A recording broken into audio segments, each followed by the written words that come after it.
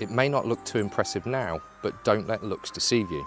This ruin in North Elmham was once one of the most important places in East Anglia, and later the site of a castle to protect an unpopular bishop who clearly feared his own community.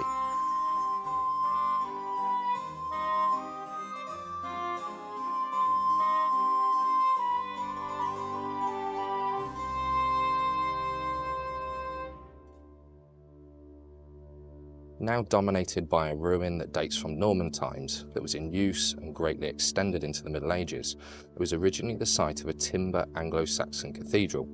In the late Saxon period, North Elmham was in fact the principal seat of the Bishops of East Anglia and the epicentre of a vast episcopal estate. This is likely because it lies almost exactly in the geographical centre of Norfolk. English Heritage, who currently maintains the site, excavated it during the 1970s, and this is when its original timber building was discovered. This may have continued to have been used until it was replaced, but the seat of the bishop was transferred to Thetford to the southwest in 1071, and then later to Norwich, now the regional capital of East Anglia. The basis of the ruin you see today began construction sometime between 1091 and 1119. It was done in a typical Norman style using local materials such as flint with limestone dressings. This was ordered by Bishop Herbert de Losinga, the Bishop of Norwich at the time. It was intended to be his own small private stone-built chapel, with the public chapel just across the road that is now called St Mary's Church. Bishop Herbert was replaced by a rather notable character, Henry le Despenser, a nobleman and a bishop, who gained a reputation as a fighting bishop, something very unheard of today, but actually quite common at the time. Before being consecrated as a bishop, he fought for the interests of the crown, including leading a crusade to France, repelling a French invasion of Scotland, and even travelling as far as Italy to fight against Milan at one point. Having been born into nobility, his resume was vast, as was his brother's, Edward, who fought alongside him in Italy and was considered to be one of the best knights of the time.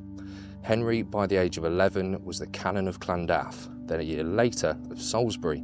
By 19, he was the rector of Bosworth and a master at the University of Oxford studying civil law. Henry's violent reputation stemmed from his involvement in the quashing of the Peasants Revolt of 1381. Relaxing at his manor house in Rutland when the news of the uprising reached him, he gathered a handful of men and made his way back to Norfolk.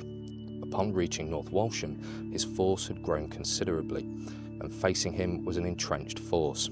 Leading from the front in hand-to-hand combat, the battle was swift. The majority of the peasants were slain or captured.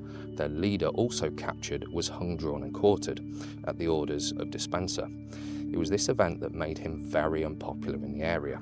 Although betrayed by a conspirator and stopped in time, a year later a plot to assassinate him was underway, and leads me on to the next development of the ruin at Elmham. In 1388, Despenser applied for and was granted a royal licence to fortify the chapel at Elmham. He would transform the small chapel into a veritable fortress. A second tower was added to the entrance that was moved to the first floor, possibly with a drawbridge to deny access if attacked. A bailey to the north and east, and a moat was added. There are also ditches to the north, east and west that are believed to have been done at the same time. After his death in 1406, it remained in control of the manor. That was until the famous Thomas Cromwell took control of it. But sadly, that's where its story ends, as it was signed to the local vicarage, and it was no longer cared for after around the 1500s, and subsequently fell into ruin. Now seemingly small and inconspicuous, but sporting a very colourful history.